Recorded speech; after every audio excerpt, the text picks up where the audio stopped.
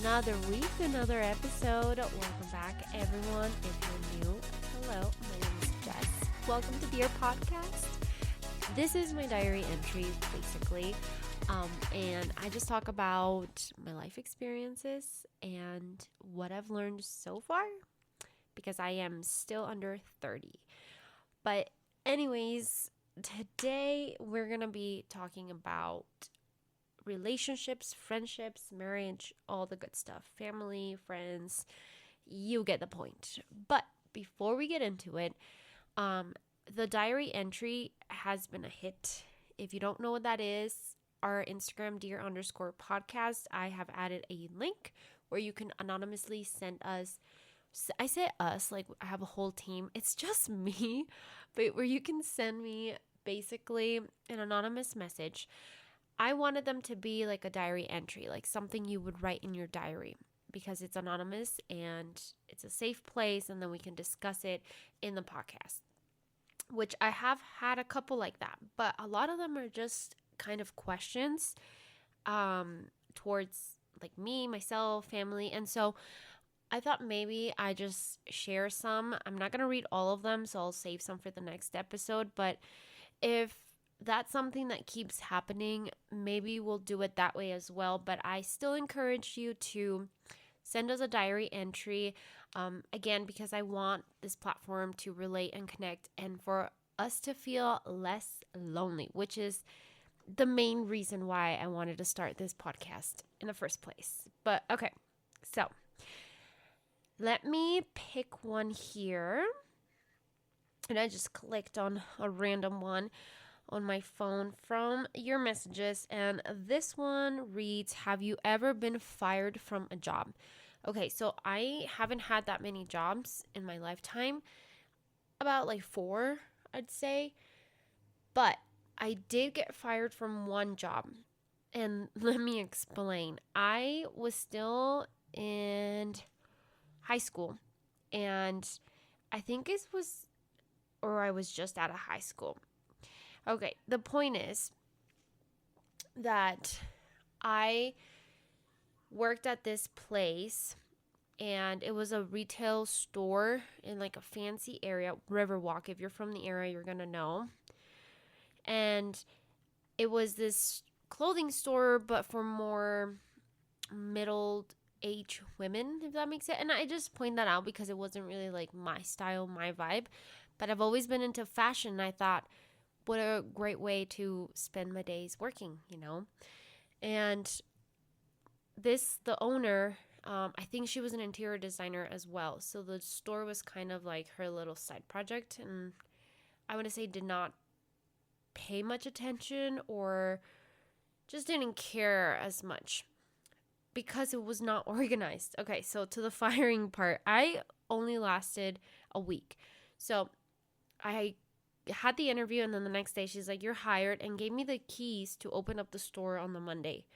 And it was kind of like, you just have to start, because the person that was working there, the lady, she had like a vacation, and then she was quitting, and so that's why they needed a replacement. So here I am. I believe I was 17 or 18 years old, and I remember this. It was before my Wendy's job. So I was, I think, 17, even 16 maybe. 16? I think I was 16 because I would babysit, and that plays into the story. I babysat here and there for a family friend, and she had 2 boys. And so I start this job on a Monday, open up the store by myself, got trusted with the keys. My age is important because at this point I haven't had much working experience, yet alone, how to use card readers and whatnot. And so I just figured it out. Luckily, the store, it was off season, so the store was slow and not much to do. And it went pretty well. Obviously stressed here and there because I just didn't know what I was doing. And then come the weekend, Thursday, Friday, I had asked, since the lady was coming back from vacation, I asked for like a schedule, or what time do you need me here Monday? Store was closed weekend because of off season. And I never got a reply. I left a voice message and I was like, all right, well, I guess I expect to be there maybe Monday. Like, I'm not sure. And then this family friend, she reached out and she's like, hey, like, I need you to babysit, or I need a babysitter for Monday. Like, last minute, I have to cover a shift. And so I was like, listen, let me see if my boss answers and then I'll let you know. The whole weekend went by. Sunday, the family friend is like, I need to know by now or else I need to plan something else for tomorrow. And I love these kids. I was like, you know what? Like, let me just do it. And I was under the impression that the lady that already worked there was going to have that Monday shift because that was, her shift. And the boss never answered, no text, no reply to my calls, absolutely nothing. And so I was like, you know what? Like, I think I should be fine. Like, yeah, because I was told that I was going to work 3 to 4 days a week. So I never expected like the Monday because I was technically covering. That's where my thought process was. And she drops off the kids at about 7 a.m. or 6:50, something like that. And my boss sends me a text message. Yes, expect to open store at 9, something like that. And I'm already here making breakfast for these little boys. And so I'm like, that's not going to work. And so I, in the sassy way that I am, but also trying to keep it as professional as possible, I was like, listen, I had waited the entire weekend for a response. And so I committed to another thing. Like, I can't make it today. And then she literally texts back and she's like, okay, well, no show, no job. Thanks for your help. Come pick up your paycheck for the week. And so that was it. That was literally it. I got fired because I didn't show up the day of that she told me to show up a couple hours before I had to start my shift, and I was already babysitting. But I picked up my check, and actually the lady that was there, she said, I don't blame you. Like, just, yep, go. I am leaving here soon. And basically told me that the lady was cuckoo and she could not wait to just leave and forget about it. But yeah, I guess I have been fired from a job, but do I even consider that a job? I don't know. Okay, and let me read one more. Let's see. I'm trying to go in order so I don't like lose something. What's your favorite drink? Water. I know that's boring, but I mean, I guess, well, depends. Like, is like alcoholic drink or coffee? Being a diabetic, I don't waste my carbs on drinks. Like, I rather have like waste them in food, if that makes sense. And so I don't drink much other than just water. And like, if I go buy a Starbucks, it's gonna be like a skinny vanilla latte, to reduce as much sugar as possible.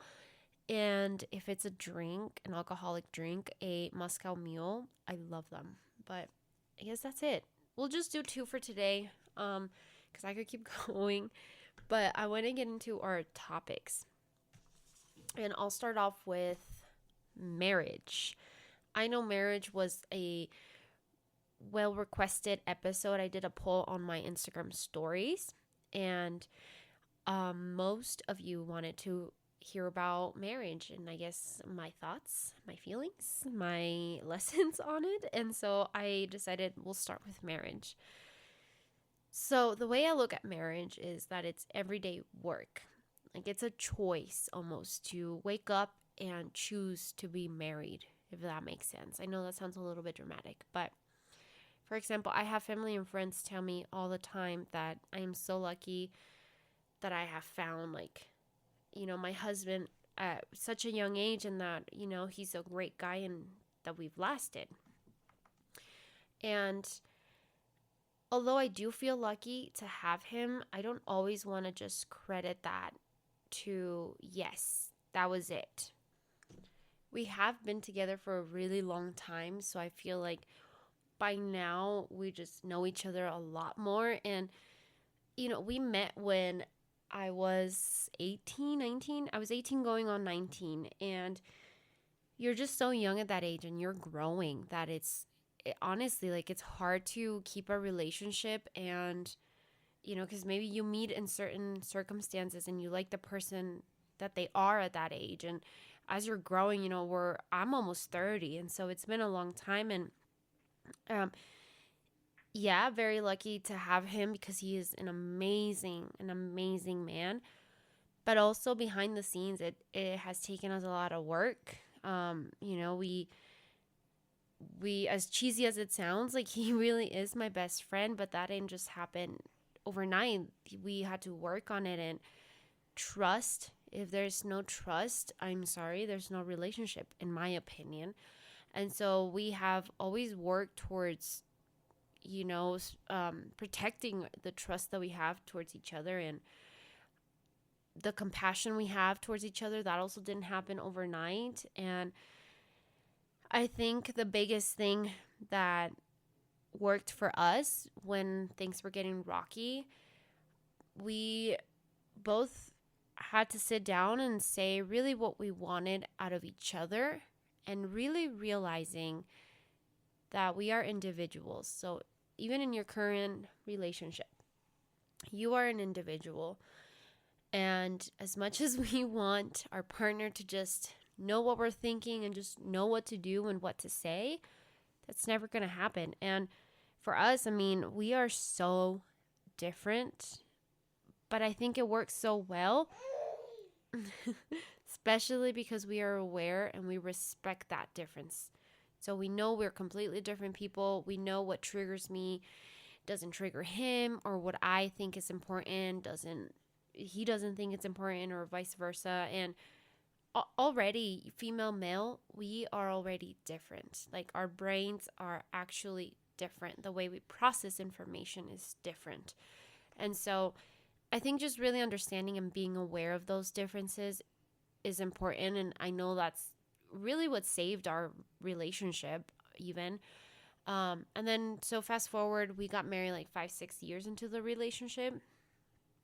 And we had already lived together. So it felt very secure, like marrying him was just kind of like the last step, if that makes sense.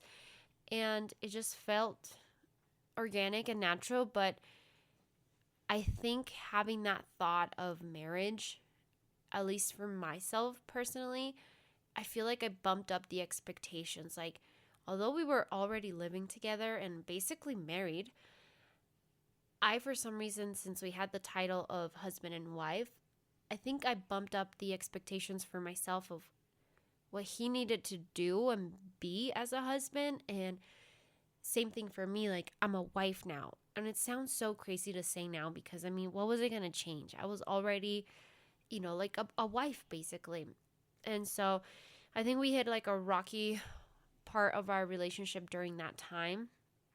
But if it wasn't for that chunk where things got rocky for us, I honestly don't know if we would have still been together, because it was really that moment, or that, like, what are we doing here, that we had to sit down and we were like, what do we want from each other? And do we still want to fight for that? Like, are you still going to want to wake up the next day and say, I want to fight for that person? And if it's not what you're feeling, then I don't think it's worth the fight, because that's when people become miserable, I think. And so going back to, it's an everyday choice.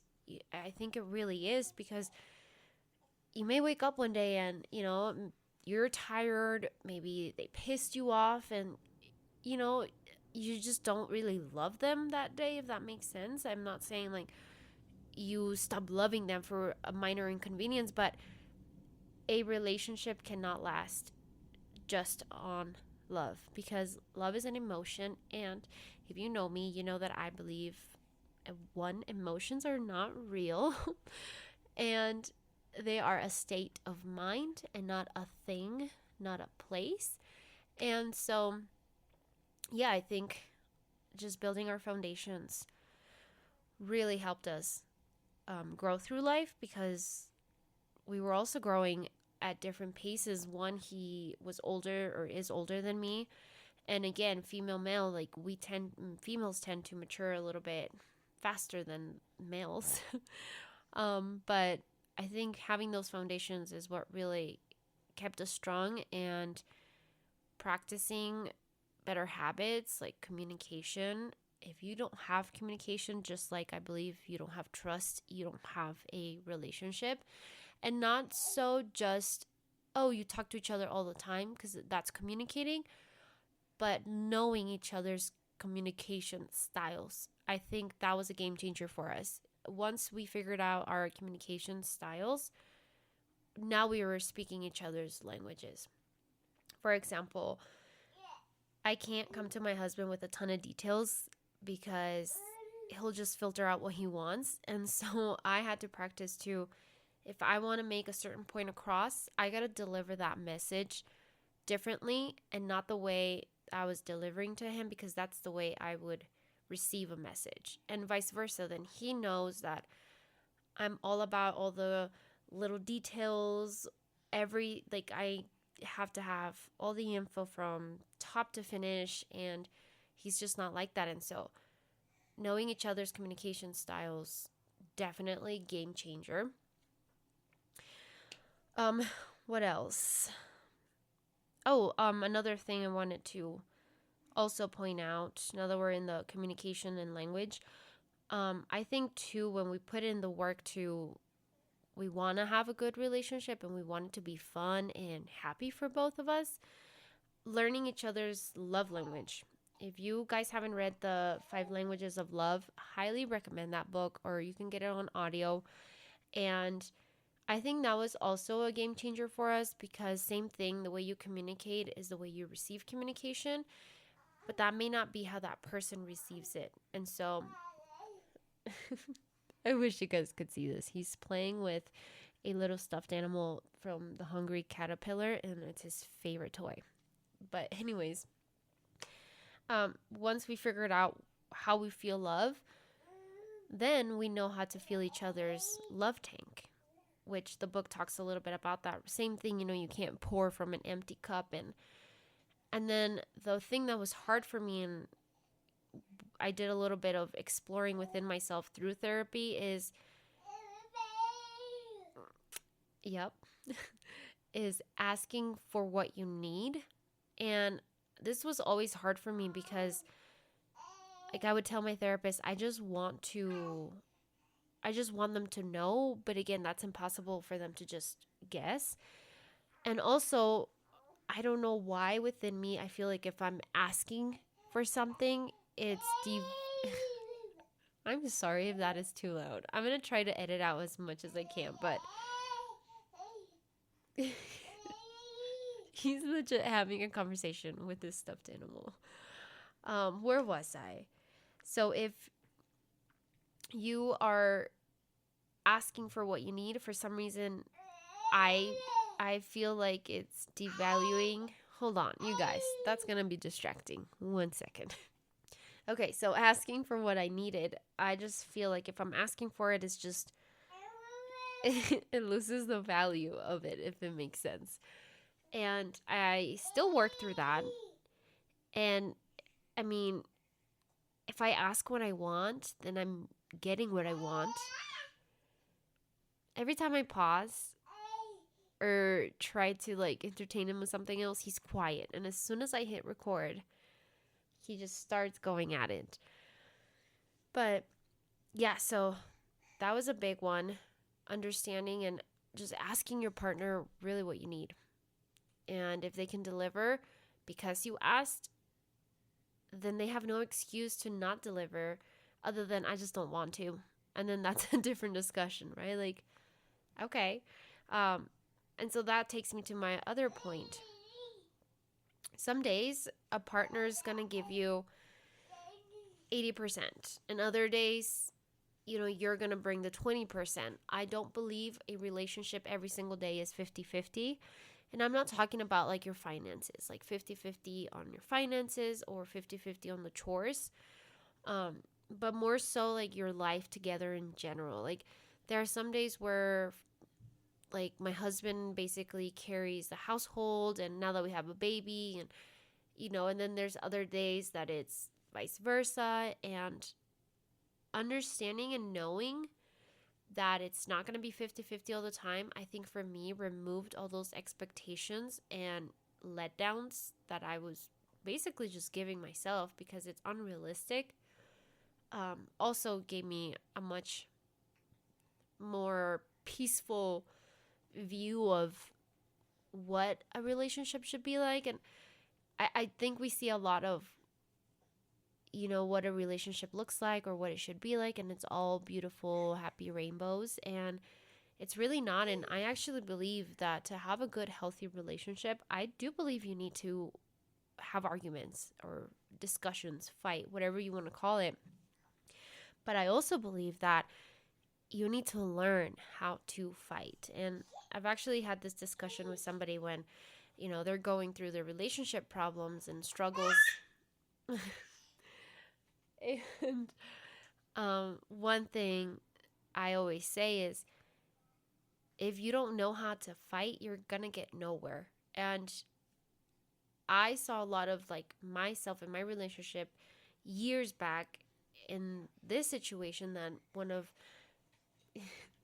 one person was talking to me about and giving me examples of their situation and their relationship, and we didn't know how to fight. And so once we learned how to fight or argue, I think argue is a better word. Once we learned how to argue, I think it got better, and we do argue less. But again, a healthy relationship, in my opinion, needs to argue because you're comfortable. That means you're comfortable enough to express what you really feel, what bothers you, and what you don't like. But we learned how to do it. I know how to approach him. I still have to work on it sometimes, where if he asks for, a cool down or we'll talk about it tomorrow or later in an hour, I used to be like, no, this needs to be resolved now, because that's my personality. I have to always see through everything, a finished product, basically. From start to finish, I just need to get it done. And once I start something, we got to finish it, or I can't let go. And so I've had to work on that. And sometimes it's still hard because I'm like, well, no, I'm ready now. But the relationship is not just me, there's another person. And so we have to have that balance where I also got to respect the other side. And then same thing, I expect to be respected from my side. And once that's not happening, if that's not the case in your relationship, then I think another conversation of, you're not meeting me halfway, because you have your own half that you do got to meet halfway, because again, we are individuals, and it's never we're never going to really blend into one, if that makes sense. You're never going to be a whole, as in a whole in your personality or who you are. You are still individuals. And if you're very different, like my husband and I, then things are going to be very different. So I guess the big takeaway I can give you from my perspective on marriage and whatnot, having that marriage license, marriage certificate is not what makes the marriage, and it's not what makes you married. And I think just, being respectful of each other as separate individuals goes a long way. And being aware that how you feel things and how you understand things is not the only way. It may not be how your partner feels and understands things. And I think once you have that understanding and that foundation, then I think any challenge in any marriage can work. Because again, I feel like it's a choice every day, and love alone is not going to sustain a marriage. And I think love actually happens when you have all these things, all these respect for each other, the communication for each other, and of course, keeping it fun, still having time for you and your partner, having date nights, and still doing the things that you do in that puppy love stage. Okay, moving on to family. Family relationships within your family. So this one, I don't have a whole lot to discuss, I guess. I mean, I have my good points, but I feel lucky to have had a family where we get along most of the time and we don't have crazy past trauma dragging in our relationships. One of the questions actually in the anonymous chat was if I get along with my parents, and I wanted to answer that. And yes, I do get along with my parents now. I will say back when I was a teenager, my mom and I went through a rough patch, but I'm getting ahead of myself. So, what I want to say about family. So, family isn't chosen, but we still choose who we want to share our life with. And we still choose who we, open our hearts to, even if they have the title of family, because that's not what makes family, in my opinion. I have a younger sister and a brother. So, I'm the oldest of three. My sister and I are about 4 years apart, and my brother and I are about 9. And so growing up, especially my sister and I, since we're closer in age, we would fight all the time. Like, we would just fight. It was always, that like sibling fighting. I don't know how else to describe it, but siblings fight. And then it wasn't until we were like adults that we have been able to connect and really build our relationship. And she's one of my favorite people out there. And so we have really come a long way from being that sibling, annoying, fighting energy to we really respect each other and we reach out for each other. And, I think when you're younger, like, for example, if I'm going on to middle school, like she's still in elementary, and when you're younger, it seems like a bigger jump. But now as adults, it like levels out, if it makes sense. That's what I was trying to say. It just levels out. And so going back to, and my brother, so we're 9 years apart. And so there was really no fighting there because, I mean, I remember rocking him to sleep. I was old enough where I can do that and take care of him and whatnot. And so I think we have a good relationship, but I do think we're missing a lot of connection because when I was out of the house, like he was still in school, so there's a huge age difference there. But we all get along now very well. I don't live around my family, and so when we are together, we make the most of it. Okay, I was gonna say that you're just gonna hear the baby a lot in the background, but it's actually very distracting to myself. And I know if I'm listening a podcast, I don't want to hear background noise. And so I waited again. This is day 2 trying to film this episode, but this is how it works for me, and that's how we're gonna do it. The reason I like to just finish it all in one sitting is because I get in the zone and I know, what I'm talking about, and I don't have to like stop, listen to where I left off, and then sometimes maybe when I come back, like the energy is different. So that's why I was gonna let that just, let the baby be. But he was getting tired of playing in one area, and then if he wants to play in another area, then I just need to supervise a lot more, which then I can't do this. But we're gonna take the time that he is sleeping right now and just kind of get through the episode. So anyways, just wanted to throw that in there because hopefully you won't hear him for the rest of the episode. Okay, so I left off with the siblings.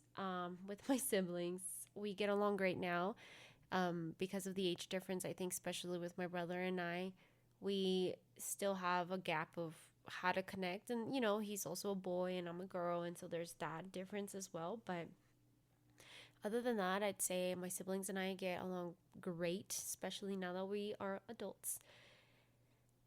So there's that for my family. Moving on to the rough teenage years that I had with my mom. And I do just want to say like the rough teenage years, because before that and after that, like my mom and I have had a pretty good relationship, I'd say. And I don't know what it is or what it was that we went through, but I I now see it in a different way. And so a little bit of like a backstory or some context for you. I want to say that I went through what normal teenagers go through. You're in the stage of, well, most teenagers, you're in a stage where you just want to hang out with friends. And coming from, I think, a Mexican household, a lot of it, or they try to be that like strict household, like you can't do this and that, or you have to be home at this time. And excuse me, if you're Latino, I think you understand. I want to say my house was a little bit like that, but not as much. Like I felt like it was a good balance, but there were parts where I would just think, like, get with the program. And so once I started hitting my teenage years, so let's see, I remember one time coming home with a rose. Somebody gave me a rose, and I got home, and I think my friends and I were at the movies, and my dad literally flipped. Like I had done the worst thing in the world. Mind you, I have no control of who gives me flowers or who wants to give me a gift, right? That's not up to us. And I just remember my dad just like losing it. So that was like one thing that was just, in my opinion, irrational. And so that's kind of where things just kind of started to, fall apart for me. Like I just felt very restricted and confined, and I wanted to do all these other things, and I would see my friends do other things. Curfew was a big one for us. What teenager doesn't, miss curfew? But my dad, I think, was very lenient with me and flexible because I would miss curfew a lot. One thing that they weren't very good at is committing through their grounding. I would be grounded per se, but then the next day I could get out of it. Not proud of that. And now that I'm a parent, I hope I can do better and stick my ground better. But that's kind of how it went for me. And so I started to learn and see where I can take advantage. And I did. I mean, I was a teenager. And so as kids and even teenagers, we test the boundaries and we see how far we can go and how far they'll let us go.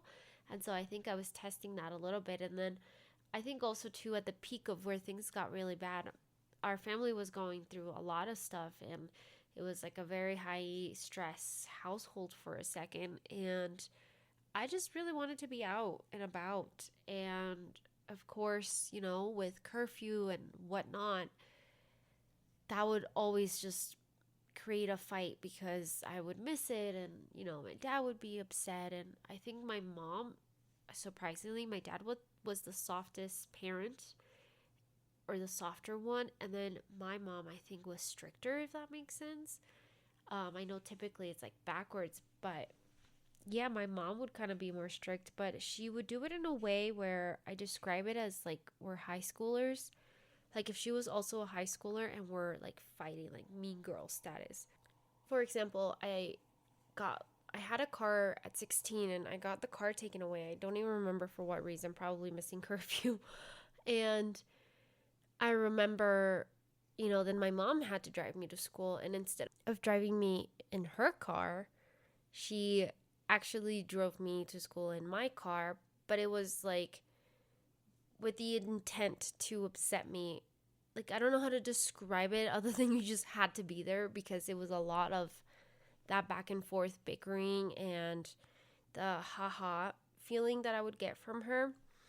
And then the biggest thing I remember, and I'll share this, but oh my God, I have like something in my throat that keeps like bugging me. But one of the biggest thing I think is, so going back to, I think everybody at some point gets bullied, but at some point in my high school, I don't remember if it was junior or senior year, but point is, my car got covered with all these signs that said like HIV or something. I know, childish. And then there was a scratch on it too. And so, of course, some other things that happened to that car, you guys, I have stories for days. Um, like I got windshields broken, I got eggs thrown at it, like yes. And I think this one, my dad was just like, that's it. Like, I've had enough. Because at the end of the day, he was, helping me do all the cleanups and replacing windshields and all this insurance stuff. And, like, I agree, especially, speaking from an adult and as a parent perspective now, I understand a lot where the parents are coming from. So, and we'll get to that point too. But I came home and, I was obviously upset, and it was late because I was doing rehearsal for a musical, and we finished up I think at about 7:30, 8 p.m. winter time, so it's super dark. And I obviously noticed the posters right away, green paper, never forget. And then I like went home, and I was just obviously upset, and I was so annoyed and mad. And instead of going home to a supportive system, I basically got home to get in trouble and get yelled at. So I didn't put the posters right. I didn't write those things. I didn't scratch my own car, and I was the one getting in trouble for it. And I think there was a lot of like anger building up because I didn't have a support system to go to. And I think at some point my mom made a comment. I don't know the exact words, but it was something like, they must have a reason to do all these things. They must have a reason that they're writing these things, leaving these posters. And I think I was holding on to so much more of, we're gonna work through it and it's gonna get good at that time with my age. But when that moment happened, I think I just allowed my full rebellious teenager come through, because I was like, why am I trying to be the adult and act mature when my own mother can't? And so that was like one of the big things that I was like, oh, I'm done. Like, I'm done trying to be the mature one and trying to be the reasonable one. And so at that point, I said I lost all respect and thanks for nothing. And I said this to her. And that was that. Like, I was 16 and I was like, I'm done. And I've always had a stable relationship with my dad. I feel like he's always just been consistent with me. And again, he's more of the softer parent, in my opinion. And for some reason, we just, I feel like, connect better or get along better. And so that was the first thing. That was like, okay, that's it. I need to sneeze. Okay, we're back. Sorry. So where was I? My mother. Okay, and so that was like the tipping point, I feel, for our relationship. And then after that, we're all going through a lot, and the household is kind of in flames at this point. And I was dealing with, I think just alone being a teenager is hard, but then also dealing with school and bullies and all this other stuff that was so unnecessary looking back. And keeping friends is hard too in high school. One thing too that we'll talk about in the next chunk of friendships is being friends with girls is very hard. But dealing with all of that, and things were just not great with my mother and I. And at some point, like, we wouldn't even talk to each other in a way that was like mother and daughter. Like, and like not even hellos. I feel like it didn't last long, but there was definitely a good time where it was just, we were not good. At some point, I was also like skipping school, and obviously my parents found out. We all got in trouble, like my friends and I. And maybe I'll have like a podcast where I tell all the crazy stories. Let me know if you guys want to know all of that. But at some point, with like skipping school and just kind of getting more and more in trouble, my parents decided to put me in therapy. And I went through a couple of therapists, not because they couldn't handle me, but because I didn't like them. I think one of them, literally every therapy would ask me if I was doing drugs. No. And then she would just come back to that. Like, it was almost like no, she's doing drugs, and so that's why she's acting like this. And she always just brought it up and never took my answer. Like she wanted to hear something else. And then eventually I think I got a good one that helped my mother and I, because then my mom was also doing her therapy. And our turning point was we wrote letters to each other, right? If you can't communicate in person, let's try it with letters. And we wrote letters to each other, and I actually kept the letter my mom wrote to me. I was trying to find it and the other day, but a lot of it, like the ink is smeared and it's gone. But we basically just had a good moment where we just let it all out in our letters, and we understood our perspectives and our points of views of, like I need my support system, or when you say comments like this, it makes me feel like this and that. And my mom had her stuff too. I lost my grandma, her mom, at a young age, so she never really got to see us grow up, or and then my mom didn't have her mom guiding her and helping her, you know, through motherhood, because you already know motherhood is hard. But yeah, I think eventually, we got better and we worked on it. And now that I'm an adult and for a few years now, we get along great. We talk every day. Same thing with my dad. Like we just get along now, and it wasn't smooth sailing, but I do think if, you're struggling with a family member or so, um if they're willing, again, you can never force anyone to meet you halfway, but if they're willing and a relationship needs to be patched up and they want to, I'd say it's worth every try, every strategy. But if you're kind of the only one and it just feels like pulling teeth, then at some point you got to ask yourself, why am I doing this? And is it worth my sanity? Because again, even though they're family, we can still choose to not surround ourselves with certain people, no matter if they have our blood or not, because it's your life. You only have one life, and don't waste years of it trying to make a relationship work with your mom, with your dad, with your sister, with whoever. I know it's sad, but it's worth living your life and doing the things that you like and enjoying what you enjoy without anyone bringing you down or making it hard for you to enjoy anything. So that's my takeaway on that.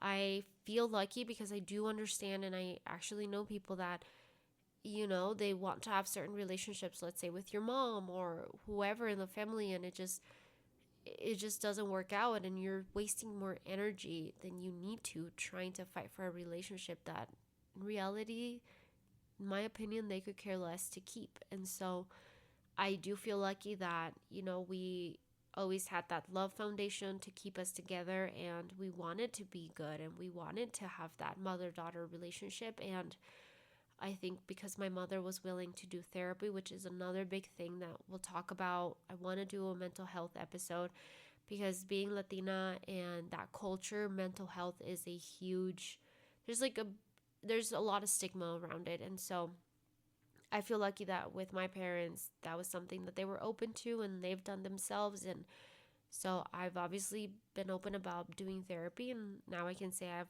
been in therapy since I was 16, on and off, of course. And I think that's why I think the way I do and I communicate the way I do, and I'm secure and confident in what I feel and what I need and what I want. And it's all inner work that takes a lot of years. But okay, one thing too that I wanted to just kind of close off the mother and daughter fighting years is so that I wouldn't hold grudges. And if you get past that with your family member, that you are now in a good place.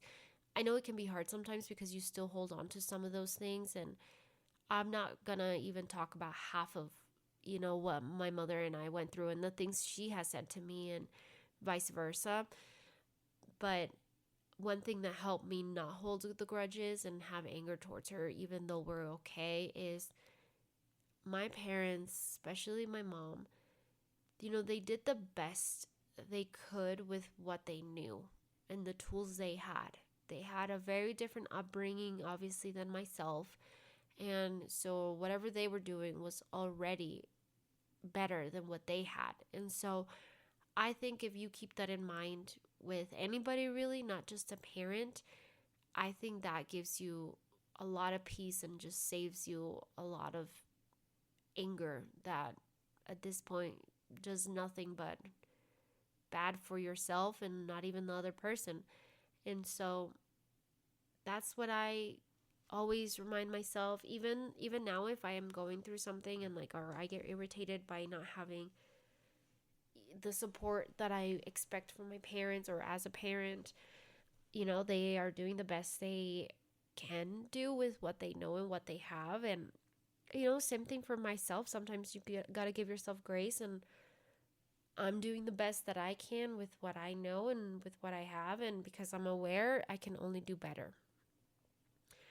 Okay, the next thing is being the black sheep of the family. My sister, I think, could argue with me and say that she also felt this way, but I think maybe we both did in different ways. But I feel like I'd always stand out in my family, not just in my immediate family, but kind of in all of it. Main thing, I think I was very into like the arts world. And again, going back to Latino, that culture and that stuff, that is like playtime, really. You can't do certain things and call that your career. And I'll elaborate on that. So, for example, with my dad, now shifting to my father, I had always expressed, I talked about it in one of the last episodes and posted a picture of the bumblebee costume, but from a very young age, I gravitated towards like theater, acting, performing, crafting, all that artsy stuff. And it was very hard to feel supported in that way because I don't think my parents saw it as something I could do or even took it seriously. I remember having to beg them to see some of my performances. I was also in the choir. They probably went to just a handful of the shows. Got excited for one specific musical because I had actually gotten, like, this was the first time that I had actually gotten a character and had moved from just being a background character or background whatever. And it was a big deal for me. I was super excited. And I didn't get the same from my parents, the same reaction, just like, oh, cool. And so that was hard, and I had to beg them to have them just even go and watch me. And that was also hard because I didn't want to force them, and I want somebody to just genuinely feel proud of what I was doing and feel the same excitement I was having. And so that was hard growing up because it felt like a very lonely road, and it was almost laughable for them, like the things I wanted to do. And fast forward to, was it my junior or senior year, I got involved in these acting courses, and it got a little bit more serious to the point where I flew out to LA. And with the group that I was with, we did we basically went to get an agent. So you would go and perform a monologue, and you would get signed with some agents. And I understand the money part too, of like them not wanting to pay for some of it. And I want to say in that area, I feel lucky because yeah, sometimes my dad would fight me on like, oh, that's unnecessary, like why do I have to pay for this and that, but he would always end up doing that. So I know in their own crazy wacky way they were supporting what I liked because they were helping fund it. And so when I had to go to LA, they obviously also gave me some money so that I could do that. And so again, in a weird way, they were supporting. And I think it wasn't until this point where my dad kind of saw that I was serious about it, or I was more into this, that he was like, okay, maybe that's what she wants to do. And I think it came from I I got a piano one time, I got a guitar one time, and I always just fell through with a lot of that stuff. And I think my dad, with good reason, was like, this is just probably another passing passion. But I mean, I would get lectures from him like, make sure you have a plan B. There was just no way to make a living out of this, in his opinion. And so it was never just a good job that is so cool. There was always a but remember this and that, or why don't you get a job at a bank, or things like that. And so that was growing up was hard because, you want your parents to be proud, and it felt like that just hardly happened because there was always a but, an excuse, a lecture. But same thing. I always think about how they did the best they knew how to be, and I understand his point of view. Again, different upbringing, and he always, especially for us girls, my sister and I, has always told us, to never depend on anyone for our money. And I think my sister and I, because of that, we are ambitious and we are successful in a lot of areas in our lives because of that. And I know he was just looking out for us in the future and making sure that we are taken care of financially.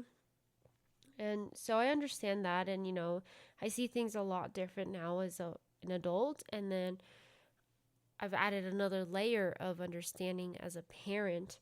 But that was, kind of the main things of family and how I was growing up. And I think the rough patches, and I know if we're comparing, this is nothing. I know there's a lot way worse, and I'm grateful and thankful that nothing crazy really was going on in my family where, we don't talk to each other for a long time.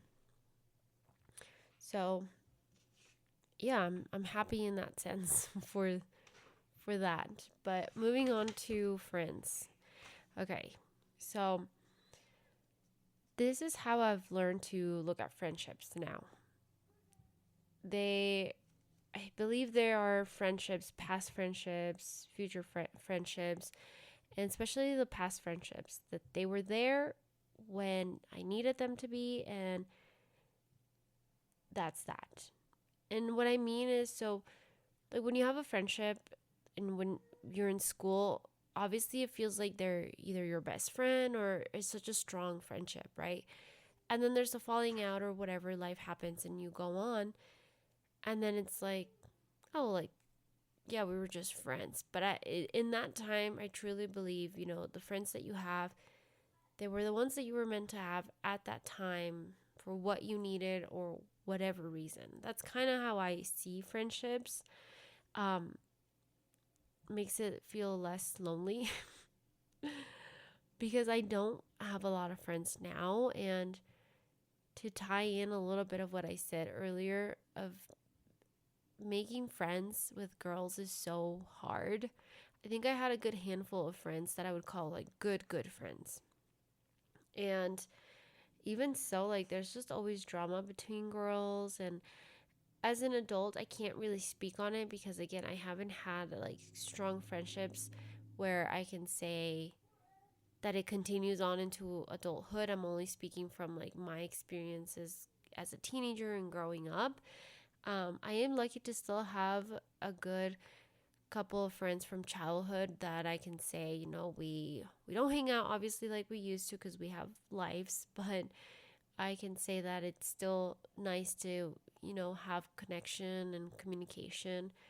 But yeah, having friends as a girl, I think is very hard. And if you've gone through some things similar to myself, like with the bullying and like there's a lot of he said, she said kind of thing that happened to me also in high school. And it's just draining that I would just tend to have more guy friends. And then that adds another layer of, drama with the girls. Like, oh, then you must be this and that and whatever. But yeah, I think having those friends, and for myself, I haven't really kept a lot of those friendships that I had growing up.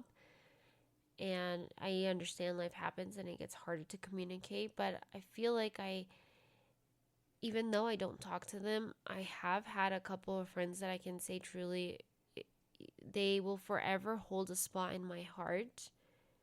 And, we don't talk anymore, but that doesn't mean that their friendship is completely erased from, my life story. Like, they still hold a spot in my heart, and it was a good friendship at the time that it was, and then we move on. And then with like the whole moving on to, or just the friends in general, growing up too, I think you're also not just learning, right, yourself and relationships, but I think also being a friend is a big part of growing up. And I know I've had to learn how to be a friend, and I haven't gotten it down. I can't tell you like, oh, I'm such a good friend now, because I think that just I don't even know how to describe it, but what I'm trying to say is I felt like through school and whatever, I've had to learn how to be a friend, and I've had to, like, the values of what friendship means has changed through the years, as it should. Like when you're younger, being a friend is just, oh, somebody that shares their snack. And then you grow up a little bit more and it's like, well, being a friend is somebody that's there for me, or we hang out every day. And then you grow up and it's like, well, being a friend means that they pick up the phone and they're supportive and they hear my emotions. And then you grow up and so and so. So I feel like being a friend has also been something in my lifetime that I have grown to learn, and then also learn to who I decide to be friends with. There's a difference with having acquaintances and speaking to somebody, and then there's a difference with like you actually have a friend. Don't tell me what the requirements are to be a friend, because it's more of a feeling for me. And so, yeah, having friends is a hard one for me. I'm sure it's hard for a lot of you out there. It's just hard to find genuine people and loyal people. Not saying that I'm super perfect, and but because I know what I want in a friendship, I expect the same, and sometimes that's unrealistic.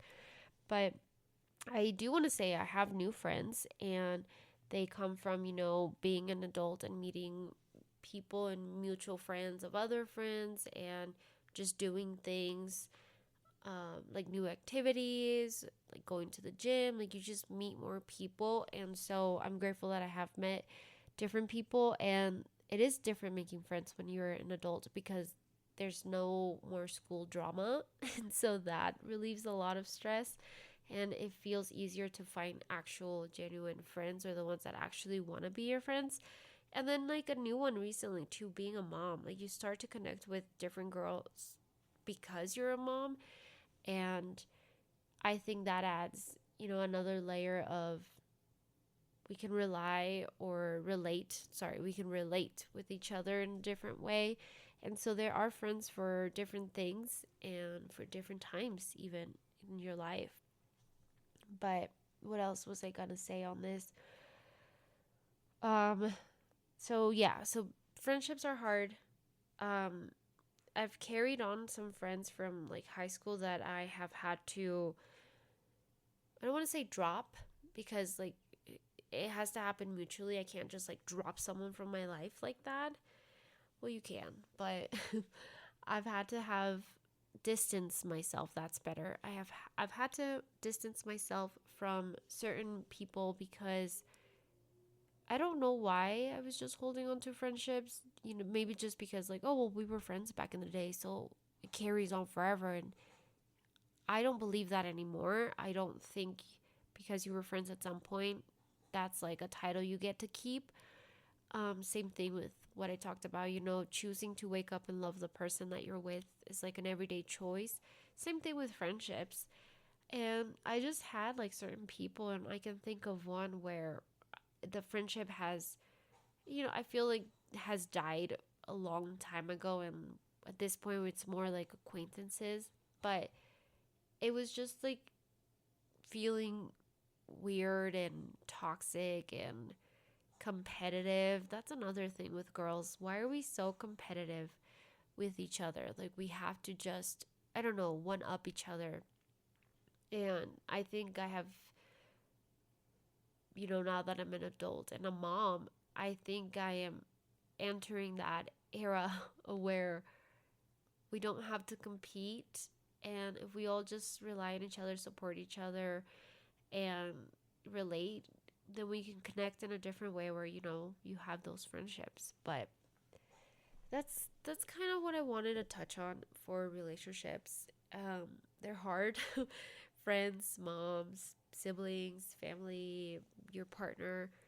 It's hard to keep relationships, and it's something that I think we decide to do and work towards. I don't think because somebody has the title of a friend or a brother that makes them that.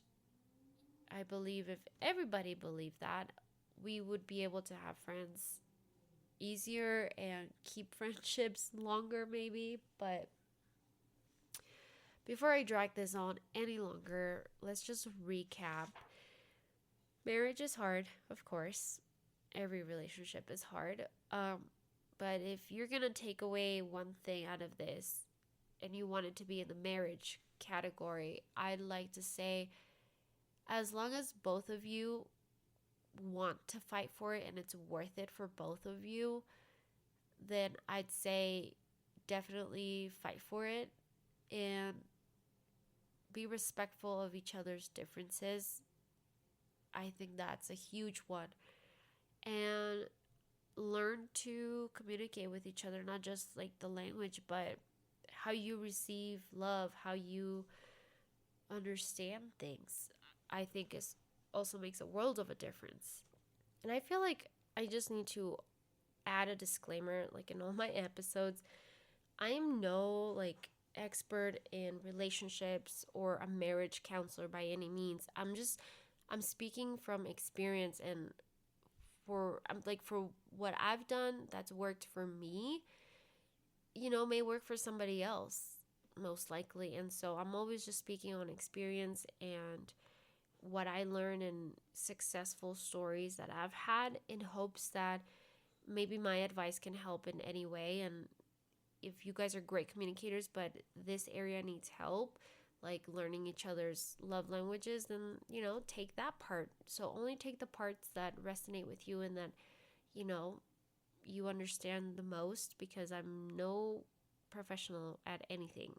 Okay, this is just my diary entry. Family isn't, something that because they have the title, they have to be there with you or you have to get along with them. As hard as it sounds and as harsh as it is, don't be afraid to drop family, because if they're not bringing anything positive to the table and only tormenting your life and you're losing sleep, it's not worth it. I'm sorry, but it's not worth it. A title of mom, dad, brother, aunt, cousin, whatever, it's not worth it. Protect your energy, always. And then, friends to close it off. Like I just said, friends are hard. They're hard to keep. And I do think it gets better as you're an adult, because you eliminate a lot of the drama that school brings.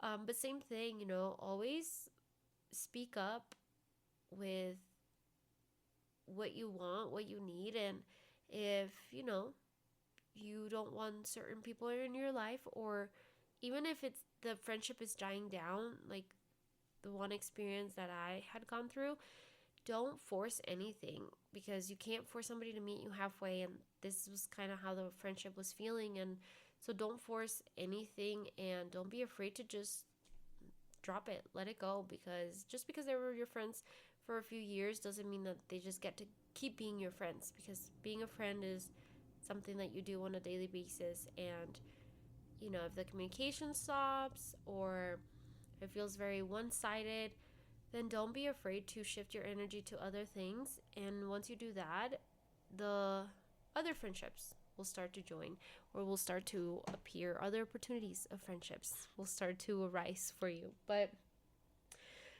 yeah, I think that's going to be it for this one. I feel like it was a little bit all over the place, and I get my sister to give me feedback, and she's been really enjoying them, and I hope you are too. Everything seems a little bit scrambly for me because, again, with the baby, I'm like pausing and returning even the next day. And so I feel like I lose my flow of the things, and that's why I've started to write notes just so I am not all over the place. Although a lot of it seems like I'm just all over the place. But like always, reach out. Our Instagram, my Instagram for the podcast is dear_podcast.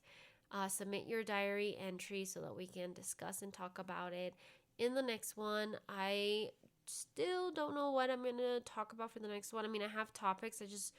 I don't have them in specific order. So maybe I'll do another poll and you guys can tell me.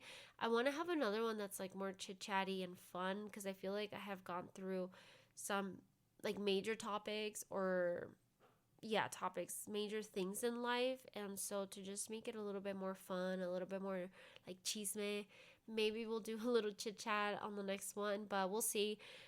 Again, don't forget to submit your entry. And of course, I'm not going to forget to do our motivational jar. Ooh, was that ASMR?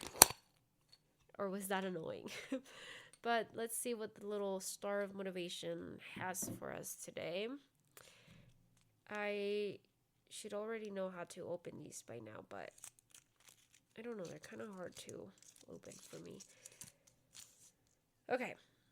Believe you can and you're halfway there. This is by Theodore Roosevelt. Did I say that right? Yeah, Roosevelt? You get it. There you are. That's the motivation of the day. I hope you guys have a great day, morning, night, whatever time it is that you're listening to this. And again, take whatever parts you want to take. And I never claim to be a professional. I just hope to connect with somebody and be as relatable as possible because I know what is out there on social media. It's hard to relate sometimes. So keeping it as real as possible because this is life and we're all doing it. But anyways, we'll see you in the next one. Bye.